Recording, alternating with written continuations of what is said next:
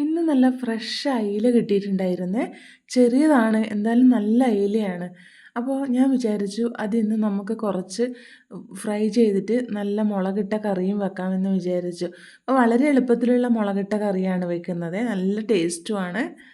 അപ്പോൾ ഇതാ ഇങ്ങനെയാണ് വെക്കുന്നത്.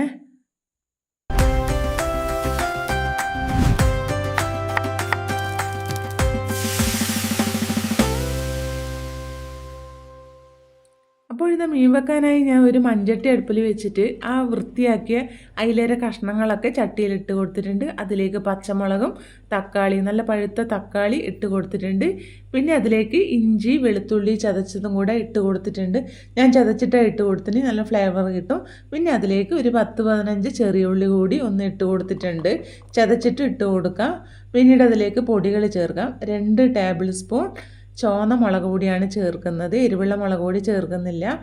പിന്നെ അതിൽ 1/4 ടീസ്പൂണ് മഞ്ഞൾപ്പൊടി ചേർത്ത് കൊടുത്തിട്ടുണ്ട്. കൊഴുപ്പിന് വേണ്ടി അതേ 1 ടീസ്പൂണ് അല്ല 1 ടേബിൾ സ്പൂണ് മല്ലിപ്പൊടി ചേർത്ത് കൊടുത്തിട്ടുണ്ട്.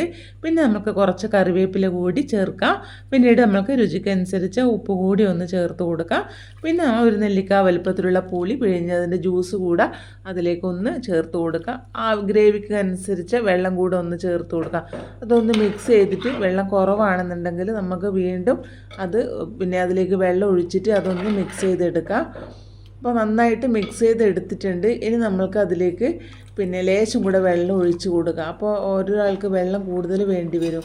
അപ്പോൾ ഇതാ വെള്ളമൊക്കെ ഒഴിച്ച് കൊടുത്ത് നന്നായിട്ട് തിളച്ച് വന്നിട്ടുണ്ട്. അതിലേക്ക് ഒരു ഫ്ലേവറിന് വേണ്ടിയിട്ട് 4-5 വെളുത്തുള്ളി അല്ലി ചതച്ചത് കൂടെ ഒന്ന് ഇട്ട് കൊടുക്കുന്നുണ്ട്. വീണ്ടും ഒന്ന് അടച്ച് വെച്ചിട്ട് നന്നായിട്ടൊന്ന് കുക്ക് ചെയ്തെടുക്കാം.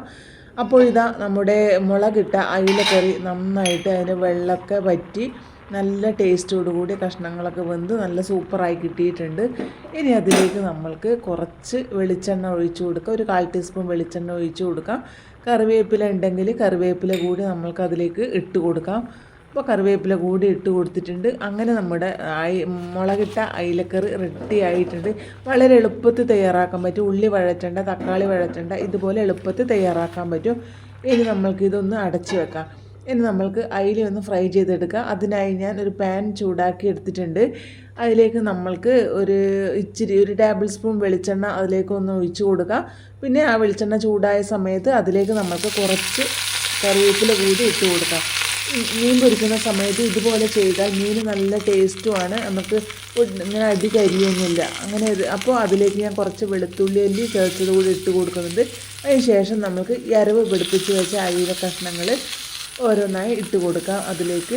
അപ്പോൾ വളരെ കുറച്ച് ഫ്രൈ ചെയ്യാൻ എടുത്തുള്ളൂ. അങ്ങനെ അയില കഷ്ണങ്ങളൊക്കെ ചൂടായ പാനിലേക്ക് വെച്ച് കൊടുത്തിട്ട് ആ ബാക്കി വരുന്ന അരവ് ഞാൻ അതിലേക്കൊന്ന് ഒഴിച്ച് കൊടുക്കുന്നുണ്ട്. അപ്പോൾ ഇത് അതിൻ്റെ മറ്റേ വശമായിട്ട് അതൊന്ന് തിരിച്ചിട്ട് കൊടുക്കുന്നുണ്ട്. എല്ലാം അങ്ങനെ തിരിച്ചിട്ട് കൊടുക്കുന്നുണ്ട്. അപ്പോൾ ഇത് ചെറുതായിട്ടൊന്നും അയിലതാണ്, ഇങ്ങനെ പൊട്ടി വരുന്നത്. അപ്പോൾ കുഴപ്പമൊന്നുമില്ല, നല്ല ടേസ്റ്റുള്ള അയിലയാണ് കേട്ടോ. അപ്പോൾ ഇത് എല്ലാ ഭാഗവും അതുപോലെ തന്നെ നമ്മൾക്കൊന്ന് മറിച്ചിട്ട് കൊടുക്കാം. അപ്പോൾ ആദ്യം തന്നെ പാത്രം നന്നായി ചൂടായിട്ട് വേണം എണ്ണ ഒഴിച്ച് കൊടുക്കാനേ. അപ്പോൾ ഇതാ എൻ്റെ അയില 2 ഭാഗവും നന്നായിട്ടൊക്കെ ഫ്രൈ ചെയ്ത് കിട്ടിയിട്ടുണ്ട്. അതിലേക്ക് വീണ്ടും ഞാൻ വെളുത്തുള്ളി ചതച്ചത് ഇട്ട് കൊടുത്തിട്ടുണ്ട്. അങ്ങനെ നമ്മുടെ അയിലയെല്ലാം റെഡി ആയിട്ട് പൊരിച്ച് റെഡി ആയിട്ടുണ്ട്. അപ്പോൾ അടുത്ത വീഡിയോയിൽ കാണാം.